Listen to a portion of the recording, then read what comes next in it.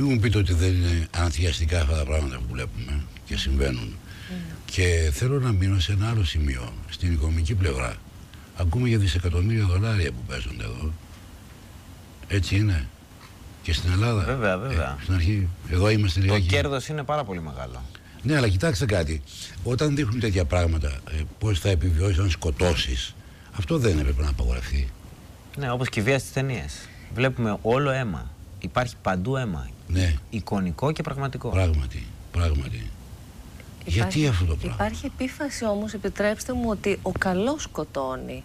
Σκοτώνει τον κακό.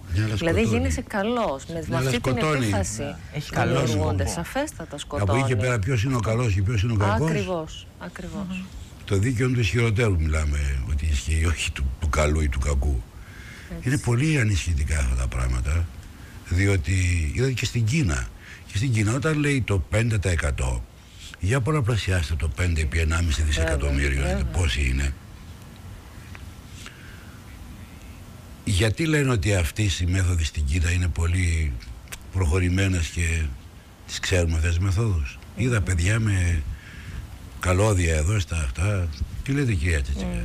Εμείς όπως σας είπαμε εφαρμόζουμε ψυχοεκπαίδευση και συμπεριφορικού τύπου ψυχοθεραπεία και έχουμε πολύ καλά αποτελέσματα. Τώρα μάλιστα θα δημιουργήσουμε και μια ομάδα δραστηριοτήτων για τα παιδιά, γιατί είναι πάρα πολύ σημαντικό να έχουν δραστηριότητες εκτός από αυτή και τελικά να μπορούν να βάλουν κάποια όρια. Δεν λέμε να σταματήσει αυτό, γιατί περνάνε καλά, είναι ένα μέσο ψυχαγωγίας για αυτά, αλλά να μπορούν να λειτουργήσουν σε τομείς... Μέσο ψυχαγωγίας δεν είναι μέσο για αποκόμιση γνώσεων?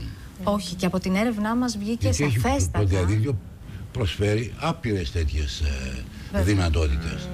Αλλά κυρίως βλέπω πάνε στα παιχνίδια αυτά. Και βγαίνει και σαν συμπέρασμα της έρευνας αυτό, ότι η πρώτη αιτία που μπορεί να οδηγήσει σε υπερβολική χρήση είναι τα online παιχνίδια. Δεν υπήρξε ούτε κλινική περίπτωση στη μονάδα, ούτε και από την έρευνα παιδί που οδηγήθηκε σε υπερβολική χρήση για εκπαιδευτικούς σκοπούς ή γιατί ήθελε να πάρει πληροφορίες από το διαδίκτυο για τέτοιου είδους χρήση. Πρώτα έρχονται τα online παιχνίδια και μετά βέβαια είναι το social networking, η κοινωνικοποίηση δηλαδή μέσα από το διαδίκτυο, που είναι οι αιτίες που μπορούν να οδηγήσουν σε υπερβολική χρήση. Επίσης, ήθελα να τονίσω ότι ίσως δεν είναι γνωστό ότι διεθνώς έχουν τεθεί κάποια όρια χρήσης οθόνης καθημερινά για τα παιδιά και τους εφήβους και είναι πολύ σημαντικό να το γνωρίζουν και οι γονείς αλλά και όλοι οι υπόλοιποι. Αυτό είναι περίπου 2 ώρες οθόνης καθημερινά το maximum. Και όταν εννοούμε οθόνη, εννοούμε και την τηλεόραση μαζί, ώστε να μπορεί να υπάρξει κάποια ισορροπία στη ζωή του παιδιού. Όμως για 20 ώρες το 20 αυτά είναι τα όρια που πρέπει να τηρούμε για τη σωστή ανάπτυξη, την ψυχοκοινωνική των παιδιών. Δεν σας κρύβω ότι μερικά από τα παιδιά που έχουν έρθει στη μονάδα, από ένα σημείο και μετά. Τα παιδιά ήρθαν από τους γονείς, δεν ήρθαν μόνο τους βέβαια. Ναι, ήρθαν με αίτημα την υπερβολική χρήση και συνήθως συνοδεύονται από τους γονείς τους. Μετά υπάρχουν, αφού γίνει το πρώτο ραντεβού, τα παιδιά. Υπάρχει έφηβος που ήρθε μόνος του. Μετά έρχονται και μόνοι τους.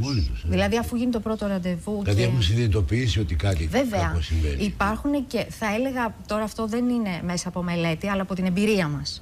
Από την εμπειρία μας έχουμε δει ότι 2 είναι οι τύποι προσωπικότητων που βλέπουμε στους εφήβους ότι μπορεί να παρουσιάσουν υπερβολική χρήση. Είναι ντροπαλά παιδιά με χαμηλή αυτοεκτίμηση και δυσκολία στις κοινωνικές δεξιότητες που δεν έχουν πολλούς φίλους. Και είναι και τα παιδιά που έχουν μια διαταραχή του ελέγχου των παρορμήσεων, που έχουν αυτές τις διαταραχές της συμπεριφοράς, μια πιο εξωτερικευμένη συμπεριφορά. Έτσι λοιπόν, ανάλογα με το υπόστρωμα του κάθε παιδιού, αναπτύσσεται ανάλογα και η υπερβολική χρήση.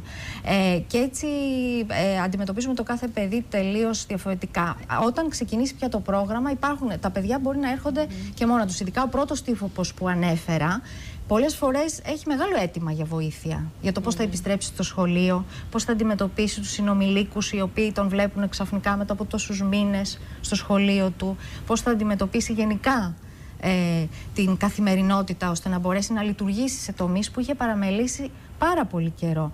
Και δεν σας κρύβω, όπως σας είπα και στην αρχή, ότι πολλά παιδιά ατονούν οι κοινωνικές τους δεξιότητες. Ακόμη και η χρήση της γλώσσας. Δεν μπορούν να τη χρησιμοποιήσουν τόσο καλά πλέον μετά από τόση απομόνωση. Δεν είναι υπερβολή να το πω αυτό, γιατί όντως το βλέπουμε αυτό ότι δεν μπορούν να επικοινωνήσουν πια, δεν μπορούν να κάνουν πολύ εύκολα σχέση και οι φίλοι τους είναι μέσα από τα παιχνίδια. Δεν θα ξεχάσω ένα παιδί που είχαμε μια συνεδρία και εκείνη την ώρα του έστελνε στο κινητό φίλος του από την Αγγλία login και δεν τον άφηνε πραγματικά να συγκεντρωθεί σε αυτά που λέγαμε, γιατί αν δεν έκανε login εκείνη την ώρα τον χρειαζόταν να αντιμετωπίσει μια μάχη, γιατί παίζουν μαζί στο διαδίκτυο, και αν δεν έκανε login θα έχανε αυτόν τον φίλο που ουσιαστικά ίσως ήταν και ο μοναδικός που είχε.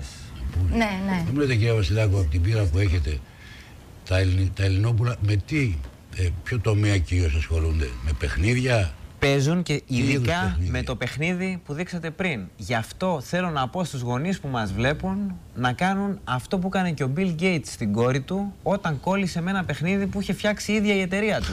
Το Viva Pinata που φτιάχνει σε ένα κήπο. Γιατί είναι αθώο και είναι για παιδιά 4 ετών, 4-5 ετών παίζουν. Λοιπόν, οικογενειακό ιντερνετικό συμβόλαιο. Σε ένα κομμάτι χαρτί, για να έχουμε αναφορά, γράφουμε και αφού συζητήσουμε με το παιδί, πόσες ώρες την ημέρα επιτρέπεται να παίζει. Το παιδί λέει, δεν θα το τηρήσει. Όταν δεν το τηρεί, έχουμε δικαίωμα να του κλείσουμε τον υπολογιστή, να το βγάλουμε από το δωμάτιο, να μην του δώσουμε χατζηλίκι να πάει στο ίντερνετ καφέ. Έχουμε δικαίωμα να κάνουμε τα πάντα. Ναι, από εκεί και πέρα αρχίζουν άλλα προβλήματα. Έτσι, να σας πω κάτι όμως πάνω σε αυτό. Το ένα είναι το οικογενειακό συμβόλαιο και το δεύτερο, οι γονείς που έχουν πρόβλημα με το World of Warcraft, γιατί είναι μεγάλα τα προβλήματα αυτά, να ενεργοποιήσουν γονικό έλεγχο. Η εταιρεία έχει δεχτεί τόσες μηνύσεις παγκοσμίως που σου δίνει το δικαίωμα, αν πάρεις τηλέφωνο και πεις το nickname του παιδιού, το ψευδόνυμο του παιδιού, να του μπλοκάρεις το λογαριασμό για συγκεκριμένες ώρες τη μέρα και να του φτιάξεις πρόγραμμα εβδομαδιαίο. Να μπορεί να διαβάζει, να παίζει Σαββατοκύριακο όσο θέλει, λέμε τώρα εμείς, ή να κάνει ό,τι θέλει. Αλλά όταν σε μια μάνα που με πήρε από τα Γιαννιτσά της το είπα αυτό, μου λέει, κύριε Βασιλάκο, γιατί ήταν κολλημένος ο γιος 20 ώρες τη μέρα με το World of Warcraft. 20 ώρες. Ναι. Της λέω, κάθε πότε το βλέπετε το παιδί για να του κόψετε τη χρήση? Μου λέει, κάθε Σαββατοκύριακο που του πηγαίνω τα ταψιά με τους μπακλαβάδες και τα παστίτσια, γιατί είναι φοιτητής, λέει, στο πανεπιστήμιο. Μάλιστα. Τι λέτε κι εσείς? Συγκλονιστικά όλα αυτά, με αφήνουν άναυδη και εμένα. Να σου πω κάτι, είμαστε στην αρχή ακόμα. Σαφώς. Διότι το διαδίκτυο, είπαμε και προλίγου, δεν έχει διαδοθεί τόσο πολύ στην Ελλάδα όσο στο εξωτερικό. Ακόμα είμαστε στο 30% είμαστε. Την παρθενική ηλικία του ίντερνετ, παιδιά. Καταλαβαίνετε τι έχει να γίνει από εκεί και πέρα. Είμαστε τελώς απροετοιμαστοί σε αυτό, έτσι. Δεν δίνουμε την εναλλακτική στο παιδί να του πούμε προγραμμάτισε μόνο σου και φτιάξει ένα χαρακτήρα παιχνιδιού, να βγάλεις χρήματα. Ασχολήσουμε με προγραμματισμό παιχνιδιών. Μάθε τρισδιάστατα γραφικά. Δεν του το λέμε, του λέμε μην παίζεις. Δεν του δίνουμε εναλλακτική. Τι λέτε? Εναλλακτικές είναι. Ναι, αυτοί οι όροι που έβαλε ο κ. Βασιλάκος δηλαδή δημιουργούν άλλους προβλήματα και ψυχολογικά στο παιδί, η απαγόρευση, ας πούμε. Σαφώς. Μα φτάνουμε, ξέρετε, φτάνουμε στο δίπολο επιτρέπω ή απαγορεύω. Δηλαδή κάτι ενδιάμεσο δεν υπάρχει. Και εκεί γι' αυτό παραπέουν οι γονείς, διότι λένε να επιτρέψω ή να απαγορεύσω. Το θέμα είναι η λελογισμένη χρήση. Αυτό που είπαμε και το συμβόλαιο που προανέφερε, που σκεφτόμουν είναι μια αρκετά δημοκρατική έτσι, αντιμετώπιση και ένας δημοκρατικός γονιός αφέστατα θα το επικροτούσε, με την έννοια ότι και το παιδί συναποφασίζει και το παιδί παίρνει μέρος σε όλη αυτή τη διαδικασία και το παιδί γνωρίζει τις συνέπειες που θα υπάρχουν εφόσον δεν τηρηθεί. Απ' την άλλη είναι μία λύση πυρόσβεσης αυτή. Δηλαδή και επειδή εγώ δουλεύω πιο πολύ με την πρόληψη και δουλεύουμε με γονείς για να μην συμβούν τέτοια πράγματα, με τους γονείς συζητάμε το εξής για να γίνει κατανοητό. Ότι ένας ενήλικος χρησιμοποιεί το διαδίκτυο και τα μέσα γενικότερα για να διασκεδάσει, για να περάσει καλά, ας το πούμε έτσι απλά. Ένα παιδί για να ανακαλύψει τον κόσμο, ανακαλύπτει τον κόσμο. Αυτό, ναι. Έτσι. Δηλαδή του παρέχουμε μια εικονική πραγματικότητα. Αλλά βλέπετε δεν καταλήγουν εκεί, καταφεύγουν σε άλλα